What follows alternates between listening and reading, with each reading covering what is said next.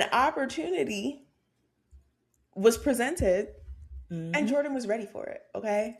Yeah. Mm. Opportunity, meeting, preparation is ready for it, okay? Yes. That is my favorite marketing moment of the year so far because Joining us on this episode. You got walls and a roof. Well, for the people living their life like a movie. Real talk between real sisters. Hey, step siblings.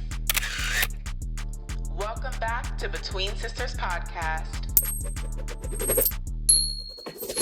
Hey, step siblings. I'm Corrine. And I'm Kayla. And welcome back to Between Sisters Podcast. The Knicks have won the NBA Finals for the first time since 1973. Okay. And New York has been on one since the playoffs started. It has been amazing. It's been amazing for the city. It's been unifying, honestly. And I kind of love seeing everybody out. I love seeing all the energy. Hi, Willow. I love seeing everything. It's been such an amazing playoff run. The guys are just so, I feel like invested with them.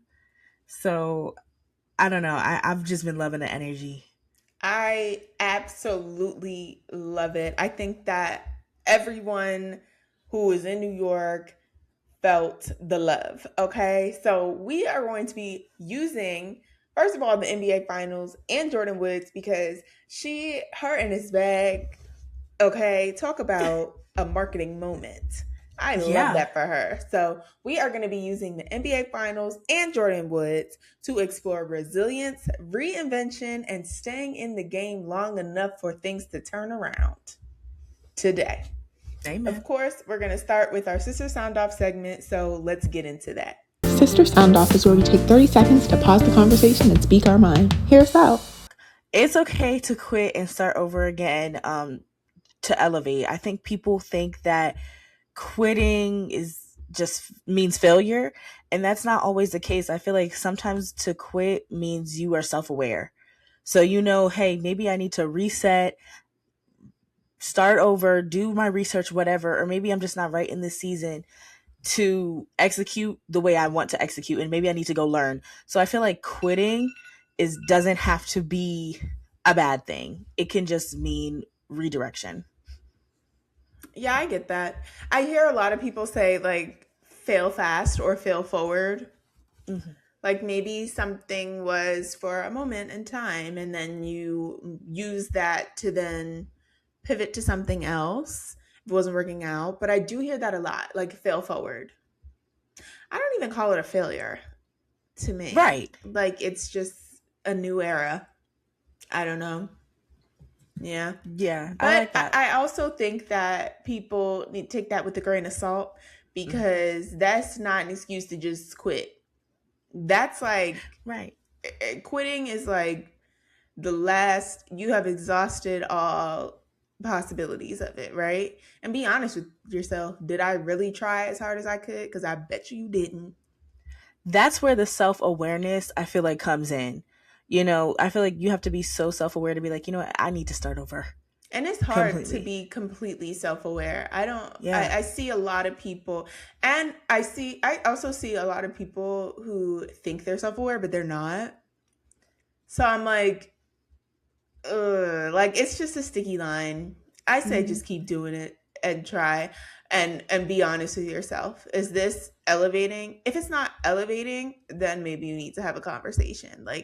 But not in the sense of numbers or anything like that. Is it getting better in the sense of you getting better? If you're not getting better, then something's wrong here. Yeah. You can't keep beating a dead horse. And you can't get better doing the same thing. If you want to get better, you have to do better. And yeah, I don't know. Whatever. My turn. Okay. Let people enjoy things. This NBA Finals run has totally shown the Debbie Downers. Dang. If people live in New York, I mean, Kayla and I have been Knicks fans since we were kids because our dad was a Knicks fan. But if people live in New York and the Knicks are on a historic run and they want to be a Knicks fan, they can be a Knicks fan. Why do you care? Oh, now all of a sudden everybody a Knicks fan. Okay. They're like, when were y'all Knicks fans? The Knicks weren't in the freaking finals. When would these people be having the watch parties for the finals? Obviously, people are going to enjoy watching the Knicks in the finals. People enjoyed the Knicks last year when they was in the playoffs too. If I'm in a city like and I want to go enjoy it, and I'm not say someone's not an avid sports watcher, whoop-de-doo. This is the first time they've watched an NBA game. So freaking what? Who cares? What do you care? You're the only Debbie Downer on the platform, and everybody's looking at you like and laughing. I think a lot of people need to realize, or remember, I should say, it's not that serious. Like, I know it's serious. It's in a sense that, you know, they haven't been in the finals since 99, right? I get that. I get that this is a lot of pressure. I get you've been a fan your whole life. I've been a fan my whole life. But I'm not going to tell someone who wants to join in on the excitement, like, you can't, this is not for you. Like, no, that's weird. Let people have fun. Yeah, like, it's a sport at the end of the day. Sports are fun at the end of the day. And sports are unifying. So just kind of live in the moment. I don't know. I don't like that. People do that all the time. With everything. Sport, everything. Oh, now y'all like this. Oh, now y'all like that. Mm-hmm. Why can't you just worry about what you like? You're just mad because your team is not in the finals. Now you online. Oh, now you like this. Now you like that. You look miserable. Mind you, a lot of people... You're the only one on the timeline saying that. But a lot of people, if their team didn't make the finals, they choose one of the two teams to root for. Like, a lot of people do that, you know? So I'm not understanding where this is coming from. That narrative is coming from. Find some joy. That's all I have to say. You are not the owner of the dang team. Find some joy. Okay? Period. If you have no affiliation, it doesn't mean anything if somebody roots for that team. Yeah. You have no affiliation. Just enjoy the dang game. Okay. That leads us in to our first talking point of today. And that's the comeback, because the Knicks were the comeback kings this week. And with comeback stories, no one talks about the comeback season. Okay? Mm-hmm. When the Knicks are down 29. Nobody talks about that point. Everyone likes to talk about the success after the fact, but the rebuilding phase it can be lonely or embarrassing or uncertain, sometimes slow. It could be all those things. And you have to keep doing it when no one sees the vision. And that's what they did. And that, I feel like the whole NBA Finals has been a life lesson this year. And you really have to do it when no one sees the vision.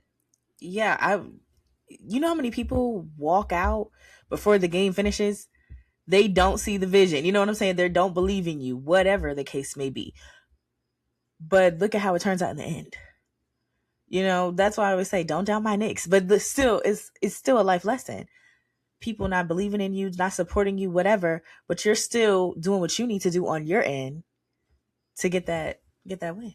I always feel like this when it's someone starts something or is trying to do something, and in the beginning, people are kind of like, they don't want to support, or they ignore you as you're doing it. Like, it's like they see it, but they don't say anything about it.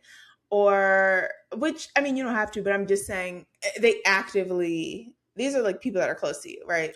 I'm not talking about randoms. Actively ignore it. Maybe don't support you in the beginning. Don't like your stuff.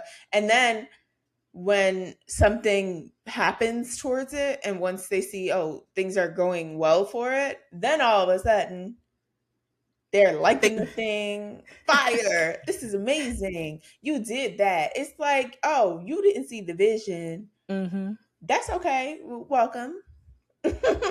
No, and it's funny because it's like, oh, now you want a ticket. Like, now you want a ticket to the show. Now you want, now you want something. Now you want me to tag you in a post. Listen, not everybody is supposed to. Not everyone's supposed to see the vision. I don't hold. I'm not going to hold anyone accountable. I'm not going to hold people to that. Oh, well, stay over there. I'm glad for your support whenever that is.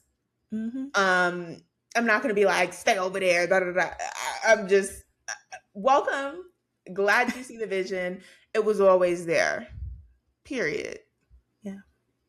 I think That's for just me, how I approach it. Unless no, they've been like doing stuff that was shady, it's like, then it's like, okay. Or maybe, you asked them for help.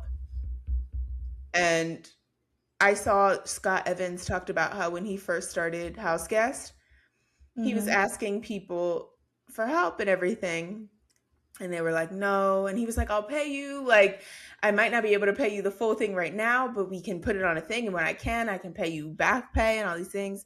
And they were like, no. And then it blew up. And then the same people who said no are now coming back to him like, please let me work on it. I'll do it for free.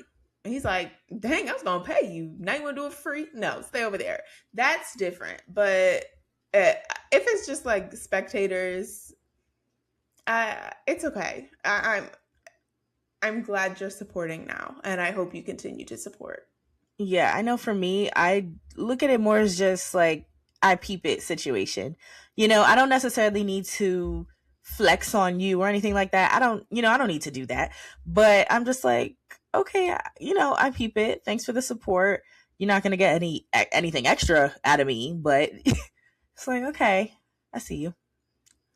I think also people watch other people do things and kind of feel like they're behind, especially in their 20s, right? People are feeling like they're behind. They're not doing what they're supposed to be doing. That is so sad to me because your 20s, you're so young. Every time I look at people who I really am like, oh, they did that, and I look at their stories, child, some of them didn't even do anything till they were 30. Yeah. A lot of people, honestly. And you don't realize it, I feel like people think that when you're 30, you're supposed to have it all together, or at least in some sort of way, you're supposed to have things figured out.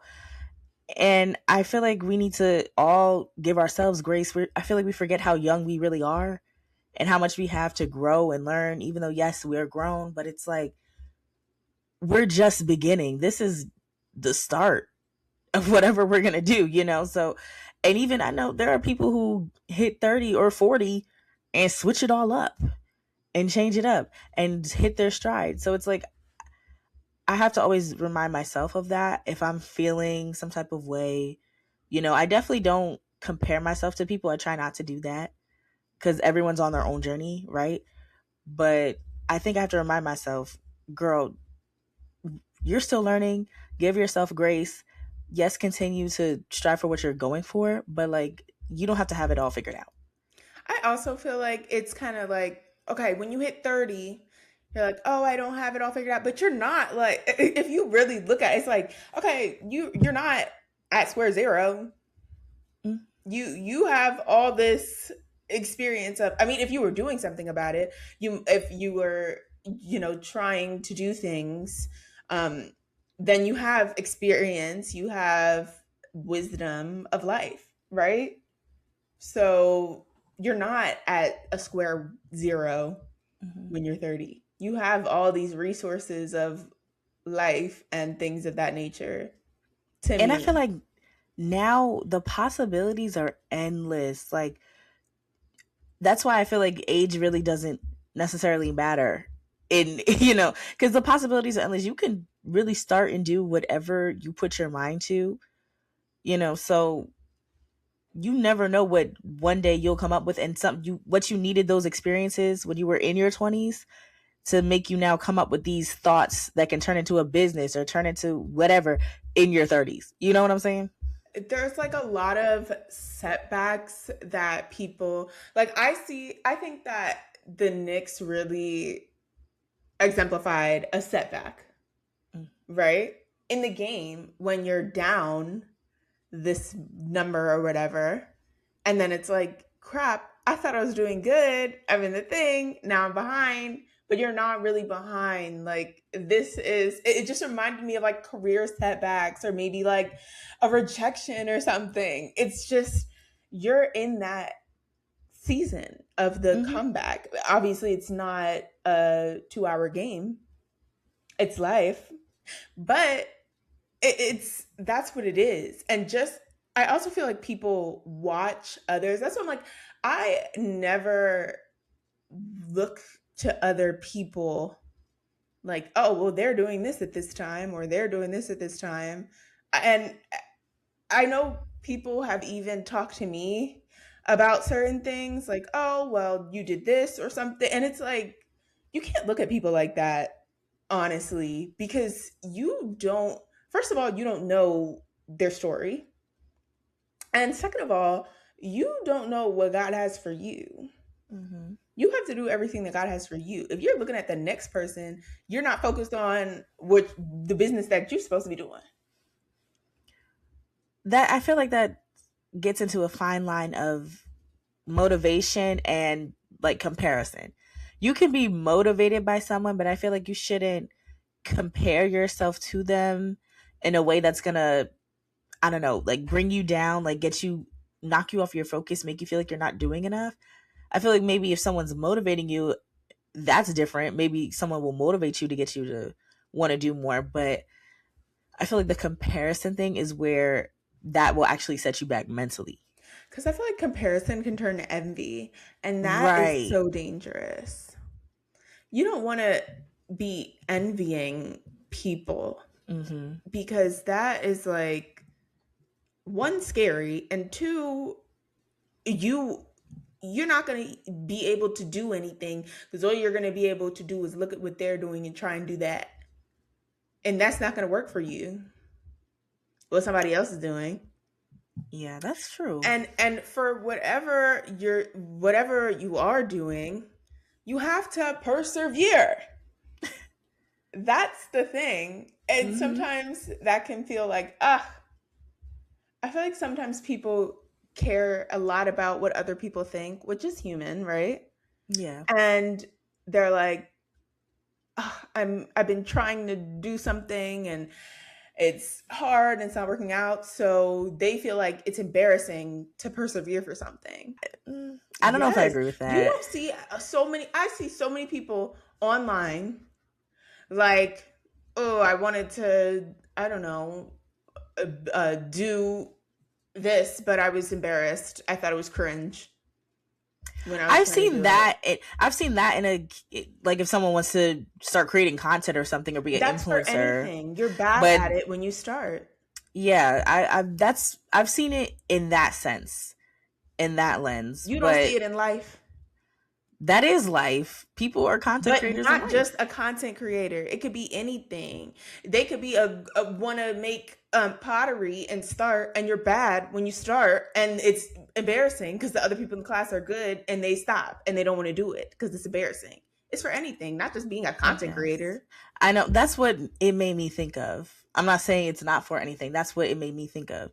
Mhm. So, but in that case, who's gonna be perfect when they start? Well, that's the problem. People feel humiliated to work at things. People don't like to practice because you're bad when you start. You're not going to be perfect at something right when you start, but people don't like being bad at things. If you're not challenging yourself, if you're not feeling challenged, you're not getting better. People don't like that. It's uncomfortable.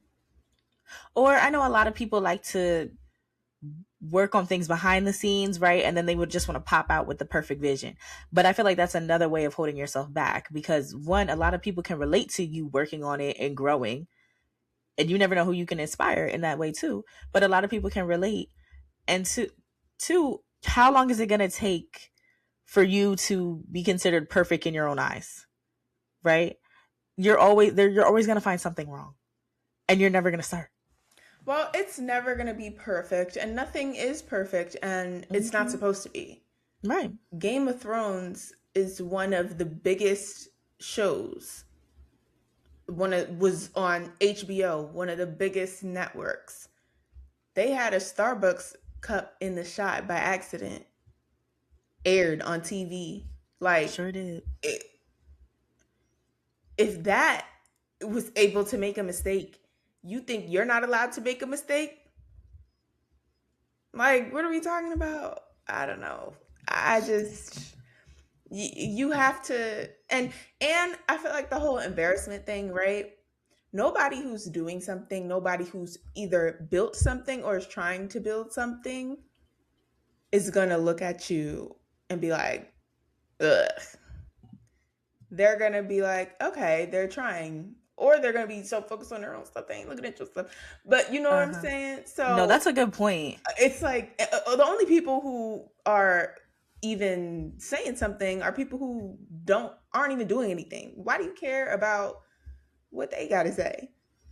That's such a good point, because it's usually 9 times out of 10 the haters who are sitting there judging you. Like, people who are really doing it know what you're going through. So that's such a good point. I love that you pointed that out. Yeah.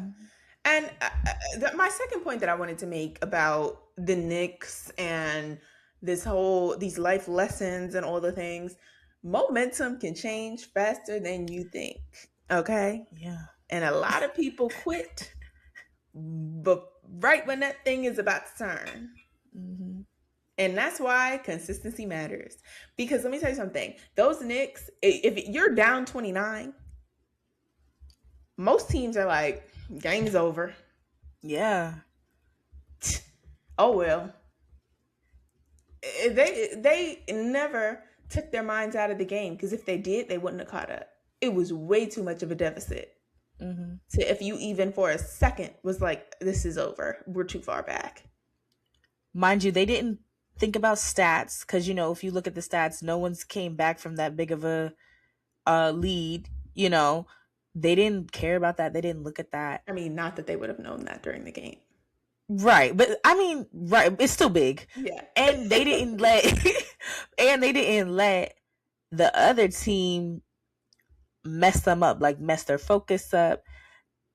And I don't know with the other team, with the Spurs, I don't know if they were feeling themselves in that moment, but I feel like that's something that can mess you up too, feeling yourself a little too much and losing your eye on the ball. Mm-hmm. You know, losing your eye on that task. Like, don't have too much dip on your chip. Like, you still gotta grind and work hard. When you're hitting these accomplishments, yes, celebrate in that moment, but like, you still got a job to do. Job's not over. Getting too comfortable, right? Yes. Because you still have to show up and play the basketball game, even though you've been playing a basketball game. Mm-hmm. Even if it did well, you can't be lazy about it. You got to show up and do it. So, not that they were being lazy about it. I'm saying in the terms of life. You got to show up and do it. If you're finding success in something and then you get lackadaisical about it because you've been finding success, the success is not going to keep staying on. Mm-hmm. Even if you've been consistent about something, if you're consistent and you continue to be consistent, and you're consistent every week you do this thing, every week you're up and you're working out, but you're like, oh, I'm up and I'm working out every week, so maybe you don't stretch to prepare, you don't do your cardio after, it's not going to be the same, right? Even though you're still showing up, you're not getting better. You know what I'm saying? So it's just, you gotta stay in it. But consistency still matters in the terms of that. And that's why it's hard. Momentum can't pick up if you're not being consistent on things, right? That's why I kind of like the Knicks, their mentality. You know, even after every game win, they were like, it's 0-0. Like, the next game is the next thing. We're keeping our momentum. We're just going in it. We're not gonna, just because yes we had a victory, we're not gonna let that overtake us. You know, mentally, like, we're keeping our momentum. I kind of took that in life. It's like, yes, we're hitting. You know, I can hit a goal, but at the end of the day, I have long-term goals, right? Like, so if I'm hitting these short goals, that's great, but I'm not letting this short goal completely derail me from hitting my long-term goal. We're at 0-0. Well, I think that the short-term goals are that's like the path to the long-term goal, right? Like, it's like you have to hit this to hit that, right? Right. Yeah. But even so, when the Knicks, they were down every single game. and they came back every single game. And it's like, you could be going through life and thinking, maybe you're in a season and you feel like nothing is working. And you're like, this isn't working. This isn't working. But if you just keep going, you don't know when that momentum will dip. Because sometimes things feel like this, and then all of a sudden it falls forward and things start happening, and then it starts falling together. But if I left the game before that could tip, then it's like, you'll never know. And all y'all who left the game, I know y'all was salty. I know you were salty when you left that game, and then you looked on your phone and you realized they were coming back in that last quarter. You can't give up hope on yourself, right? Because if you don't believe it, who else will? And that's a good point with the Knicks. It was mad people online like, oh, they down 29, they're about to lose the second and third. Who cares? They're not supposed to see the vision. Right. Who cares what people are saying? They'll see it when they see it, and it's great. Welcome. That's okay. They'll be at the parade. That's okay. Welcome. Point number 3 I wanted to make had to do with Jordyn and her lucky bag. Jordyn Woods, who is the girl, fashion girly, it girl, all the things. She has her Woods by Jordyn line of clothes and accessories and shoes. She brought a bag to the game, and every time she brought this bag to the game, they won. And then the one time she wasn't allowed to bring the bag to the game, they lost, which was impeccable marketing, right? Oh my gosh. Everyone is like, Vogue is writing articles, The Cut is writing articles. Like, this is like impeccable marketing. So the fact that it was her brand was amazing. And it wasn't, just maybe a bag that she had, but something that she created and is trying to promote. An opportunity was presented, and Jordyn was ready for it. Okay. Yeah. Opportunity, meeting, preparation is ready for it. Okay. Yes. That is my favorite marketing moment of the year so far, because she didn't just quick scramble, she has been doing the work of like building her line. She saw the opportunity of making bags. She's going to the games. She wants accessories to match for her thing. She's like, I'm going to make a bag for this, and I'm going to make it available to the people who like my brand. And it worked because she was strategic. Yes. She stayed visible. She was doing her thing, and she was brand aware. And the momentum means nothing if she wasn't ready for it. Right. And whoever, shouts out to her marketing team, because what stroke of, I'm not even going to say stroke of luck, what the blessing that every time she wore this bag, they won. Like, that's like almost like a marketing plan falling into your lap in a way. You know what I mean? So labeling it the lucky bag, like, get this bag and, maybe you'll have some luck too. Something like that. I just love how they've been executing this.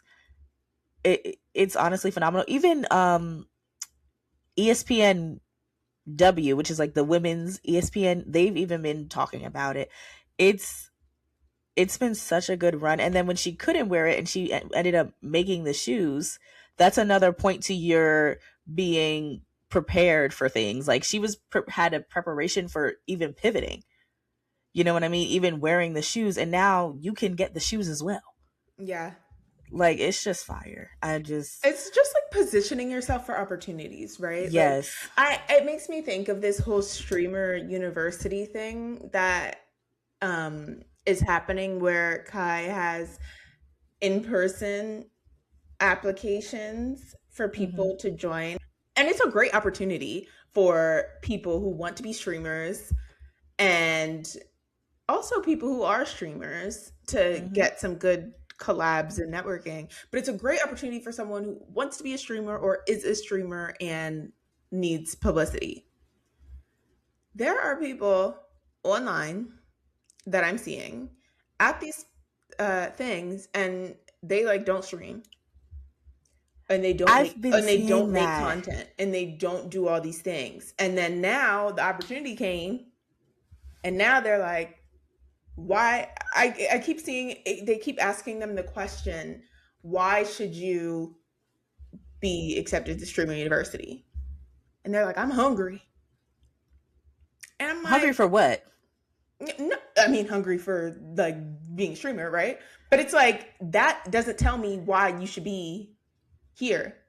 Mhm. Everyone is hungry, right? Everybody they was camped out since 4 a.m. Everybody Yeah. is hungry. But when the people pulled up your page in the comments, you haven't streamed in 6 months. So The thing, what can you're not prepared. You're not right, positioning yourself for opportunities. right. Because if you are positioning yourself for opportunities, they're going to find you in the work. Not, oh, this is here, let me like try and hop on it. I'm seeing a lot of that. Yeah, I'm seeing a lot of that because I'll see a lot of people who are maybe TikTokers or something. You know, they're popular on TikTok. They do the dances, they do the skits, but they're not streamers, right? Well, you don't have to be, he said. Okay, because I'm seeing people like that, and then people are kind of looking up and being like, when do you stream? Do you stream? And then they'll just comment and be like, he said you could be a content creator, YouTube, okay. anything. You don't have to like stream per se. Okay. I'm glad someone cleared that up because I was like, I'm seeing a lot of people who aren't necessarily streamers. So, okay. No, but I'm just seeing people who are not doing anything. Okay. Like, they just showing up. And it's like, they're not about to hand you a spot just because you think you could be funny like everybody else. You have to be showing up, staying ready, right? And even if you don't get in, right, this whole thing where it's a bunch of people who want to do streaming are right there. You could be networking, you could be doing all stuff. Okay, how can we collab? How can we do this? How can we bring ourselves together and make something cool? Maybe we could do a collab stream. That is an opportunity right there in itself. That reminds me of, get it. Make the best of your opportunities, because that is what Jordyn did. Jordyn isn't playing on the team. Mm-hmm. Jordyn, but she knew that she was going to be shown. She knew she had an opportunity. Yeah. To do something, and she used that opportunity. And without knowing, she used that opportunity without knowing that this major marketing plan was gonna, come forth. She, in her mind, it's like, look, I'm gonna be sitting courtside. Obviously, the people know who I am. My fiance's on the team. It's a hot topic. Let me make sure I'm dressed really cute so they're showing me. And let me make sure I always have something of my brand on me. Mm-hmm. So now my brand is getting visibility, period. Mm-hmm. You know what I'm saying? That's the original plan going in. So you already set yourself up for something. You know what I'm saying? And God blessed her situation. Yes. Blessed what was going on, and she was ready for it. Mm-hmm. She was ready for her blessing. Now imagine she didn't start her Woods by Jordyn, or imagine she didn't wear something. You know what I'm saying? Yeah. She set herself up to be ready for that. And I think it brings me back to also CultureCon. We went to CultureCon last year when we went to a podcast seminar, and they asked how many of you have a podcast, have started it, and we saw the amount of hands raised. It wasn't that many. And then you saw when they asked how many people are thinking about it or want to do it and they haven't started, and it was like basically the whole room. It's like, we can start, and we're in a room with a bunch of people. You don't know how that you can get collabs or just networking opportunities, anything like that, but you haven't started. So it's like we can't even do anything for real, Mm-hmm. Yeah. Like, not only network and pitch yourself, but if you need help to ask for it, you can ask specific questions. If you get in front of someone who is doing it, right, specifically what you need to ask. Because if you walk up to someone, if you're at the streamer university application auditions and you see a big streamer outside and you walk up to them and say, how do I get popping on streaming? That's like a loaded question. Yeah. But if you're streaming and you have like a specific question because and you're trying to get, you're trying to test all these things out, and you walk up to them and say, I don't know, when I hop on, there's this many people on there, but once I get to this point, it's this many people. How is there a tip you could give me to retain? Like, I don't know, Right. like something. No, I see where you're going. Where someone can be like, and answer that question. I like that because, I see a lot of people, sometimes they'll go up to different entrepreneurs or different people and they're like, what advice would you give someone just starting? And a lot of times it's, they give the advice, but it's the same thing and it's generic. Right. But now if you have started and come up to them, you're like, you know what mics did you use when you started out? Or what did you do? Like, now you can get something that can help you move, I'm using so this I kind of like that. I'm using this mic. It's been shaken. Right. Do you you know what I'm saying? Like something. Yeah. Plus, I feel like people respond better to that because they probably get a lot of questions out and about, and they don't want to answer a bunch of questions if you're about to sit there and do it 2 times and be like, "Oh, I'm quitting." Yeah. People like to see the consistency. People, like to it see doesn't that you're matter. serious. Yeah, that you're serious, because it doesn't matter how big your platform is. When people see that you're serious and you're working, they're like, oh, I can respect I can respect that. I can support that. It's different than people are just like, okay, well, you got to just keep going. That's all you're going to get, for if you're not really consistent or doing it. They're just like, oh, you just got to keep going. That's really what the advice is going to be. Right. Okay. I want to talk about, the last point I want to talk about is just, I want to go back to the comeback story because I feel like that is so important, of not leaving the game too early and not quitting because of delayed gratification. Our generation specifically deals with struggling about delayed gratification because a lot of people's attention spans have been shortened from TikTok and Instagram, Vine. And it's just like, okay, you could post a video and go viral. Yes. Overnight. And I think that people are like, they want it quick. Or sometimes they think things look quick and don't realize it wasn't. That happens a lot because people won't realize how many years some people have been, putting out videos, and then finally 3, 4, 5 years later, one video just goes viral. And you know what I mean? People are like, oh, I want it now. Or they're embarrassed to try. So if it's not hitting immediately, which can be for any reason, right? Then they're like, ooh, I can't do this. Delete, not doing it. You have to have confidence without validation. That was good. I mean, it shouldn't. It's the truth. You can't, when you're going into things, you can't go into it for the applause. You have to go into it because you are passionate about it and that's what you want to do. That's what you feel like God put on your heart. Right? And the only person you need to worry about making proud is Jesus. Yeah. And if you could just focus on that, that'll keep you going. That'll keep you believing in yourself during the quiet seasons. Because it's not always rah, rah, rah. Think of a director. They go through long, quiet seasons. If you are not confident without validation, you're going to crumble. You know how long it takes to make a movie? Yeah. Then you make the movie, and then you like pop out with the movie, with the trailer. Everyone's like, yes, this is fire, this was lit. You going out, you're doing all this stuff, and then after all of that is, the award season, whatever. Award season. Then it's you quiet. back. You wake I up, think it's easy.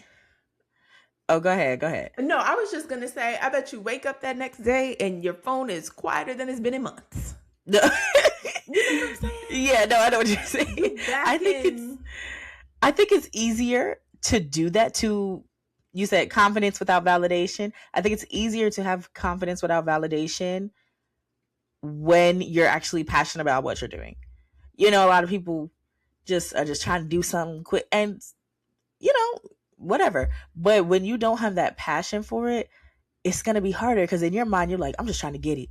Whatever it is, if it's money, if it's fame, if it's, going viral, having a viral TikTok, whatever they're trying to get. I'm just using different examples. You know what I'm saying? I was like, but that can't be the passion. No, but that's what I'm saying. If that's all if that's what you're getting, right. If that's just what you're getting, and you're not passionate about what you're doing to get it, you're not going to be confident in those quiet moments. You're going to be like, I need it now. Mm-hmm. What's going on? Mm-hmm. You know what? Scrap this. Forget it. Mm-hmm. Let me do something else. I feel like it's better when you find something that you're passionate in and you'll really take the time to really make it, just give it that time to grow. Then you'll see. Then you pop out with the award season. And you won't see it through because it's not even, some people have even like, okay, think of an artist and they have a huge album. Maybe the next album doesn't do as big of numbers, but it's still successful. But that last album was like their career defining album. And it was like huge. You know what I'm saying? If you're not doing it for the love of music, you're going to crash out over that. Yeah. And you can't be moved by that because then you're never going to be able to do anything.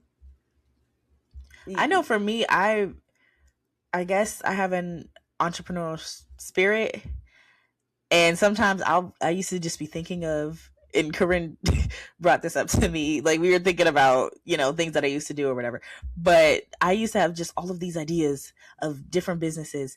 And I had to really sit with myself and be like, okay, what business am I actually passionate about? Because I'm over here like, okay, I'm going to start this business. I'm going to do this. I'm going to do that.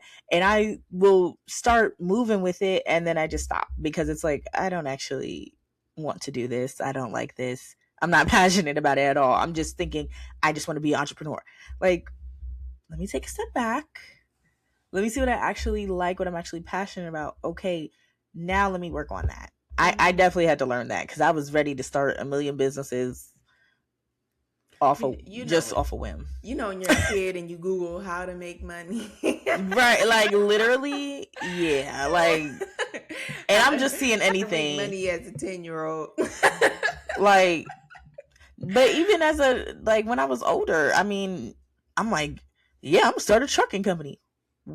I don't want to start a trucking company.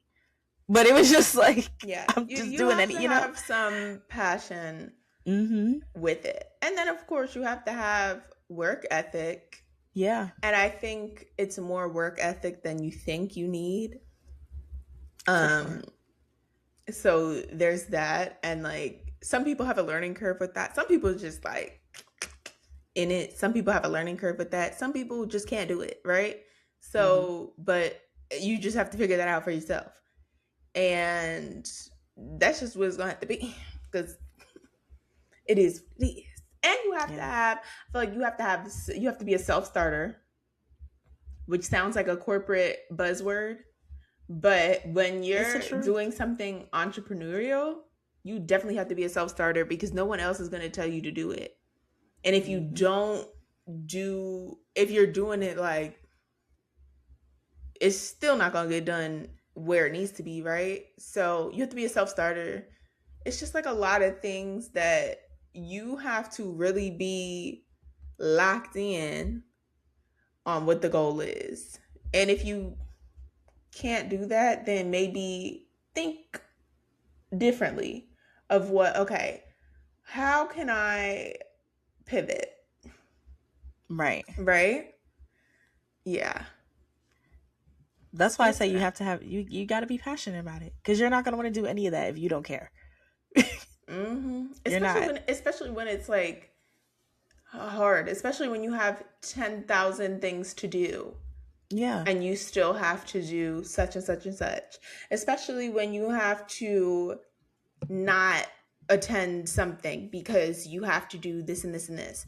Especially when you have to reprioritize what has to get done because something was wrong and you have to redo it. Like, there are moments where it's not going to be pretty. And if you're not passionate about it, then you're not going to want to do it. It's that simple. It's not. It's, I feel like we see the people online, they started their businesses, whatever they do, they get in their money, and that's what we see. And we're like, okay, you want to be like them, you want to do, but it's a lot of work doing all of that. It's a lot of work. You trade in a 9 to 5 for a 24/7. And sometimes you do both. And sometimes you do both. So yeah, it's a lot of work.